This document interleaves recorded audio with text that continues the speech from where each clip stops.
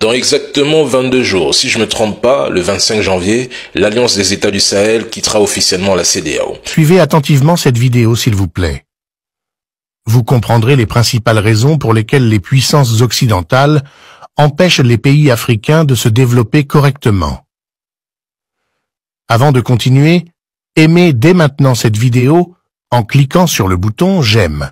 Cela montre à YouTube que la vidéo vous apporte une information utile et elle sera proposée à d'autres personnes. N'hésitez pas à partager cette vidéo sur Facebook et WhatsApp pour ouvrir les yeux au maximum d'Africains. Merci pour votre soutien. Poursuivons maintenant. Si jamais cette monnaie-là elle est créée, l'UEMOA va vers l'éclatement. Il y a deux systèmes de monnaie. Il y a la monnaie unique, monnaie commune. La monnaie commune, où les États s'entendent, ils ont une monnaie commune. Et la monnaie unique, c'est-à-dire chaque État garde sa monnaie et ils font une monnaie unique. Qu'elle soit unique ou commune, ferait l'affaire des États du Sahel. Puisque actuellement, elles ne s'entendent pas avec la France. Si nos pays ne prennent pas de dispositions pour créer leur propre monnaie, je ne vois pas comment l'économie va prospérer. Avec le système CFA, quand vous vendez des choses à l'extérieur, les recettes d'exportation, quand elles viennent, elles transitent obligatoirement par le trésor français. Et quand elles atterrissent dans le trésor français, il y a 50% qui est imputé. Ils disent que c'est la garantie. Ça fait plus de 60 ans, la garantie là n'a jamais joué. Imaginez que maintenant, avec le pipeline là, des milliards là, des dollars qui vont rentrer au Niger, il faut que ça passe par le trésor français. Et le Niger ne s'entend pas avec la France. Vous pensez qu'ils vont nous faciliter la tâche pour accéder à notre argent? D'où la nécessité d'avoir sa propre banque centrale. Quand on va vendre notre uranium, notre or, notre pétrole, là, on exige aux partenaires de nous payer en devises pour renforcer notre nouvelle monnaie. On peut demander à ceux qui achètent, si c'est les Américains qui nous payent en dollars, si c'est les Asiatiques qui nous payent à leur monnaie. Les pays membres de l'alliance de l'Iptako-Gourmand n'ont pas de choix. Si tel est leur objectif de tendre vers le développement économique et social, ils sont obligés de créer leur propre monnaie. Tous les trois pays sont producteurs de l'or. Or, pour créer une monnaie, il faut avoir une richesse équivalente.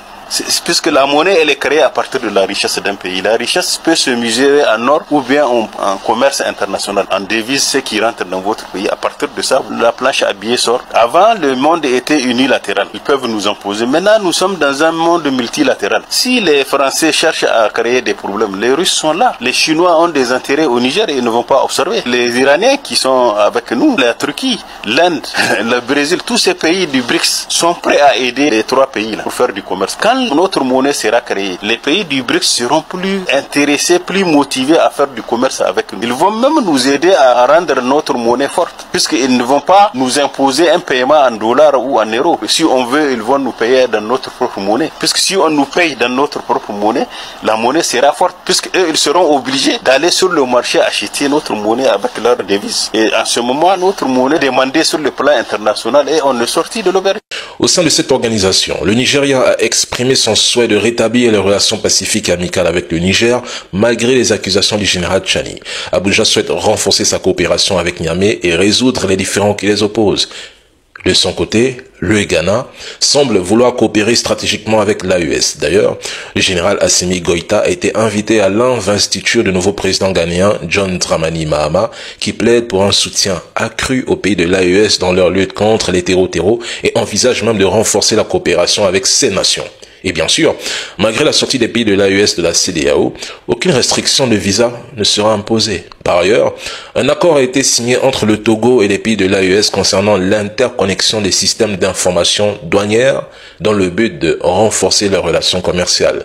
Il ne faut pas oublier que lorsque la CEDEAO tentait de punir le Niger et les pays de l'AES, le Togo a choisi d'ouvrir ses frontières. Au Bénin, la fermeture des frontières terrestres et aériennes avec le Niger avait été annoncée le 30 juillet 2023 par un communiqué officiel de la CEDEAO. Cependant, face aux critiques virulentes de la société civile béninoise, le gouvernement a assoupli ses restrictions et rouvert sa frontière avec le Niger à la fin de février 2024. Pourtant, le Niger, en guise de sécurité, avait refusé de rouvrir sa propre frontière avec le Bénin. Les opérateurs économiques nigériens avaient même été invités au sommet à retirer leurs marchandises au port de Cotonou et à rediriger leurs conteneurs vers le Togo. Alors, chers CEDEAO, ne pensez-vous pas que vous risquez de vous ridiculiser? Si nous écoutons vos supporters sur les réseaux sociaux, on pourrait croire qu'ils soufflent des conseils avisés à leurs dirigeants.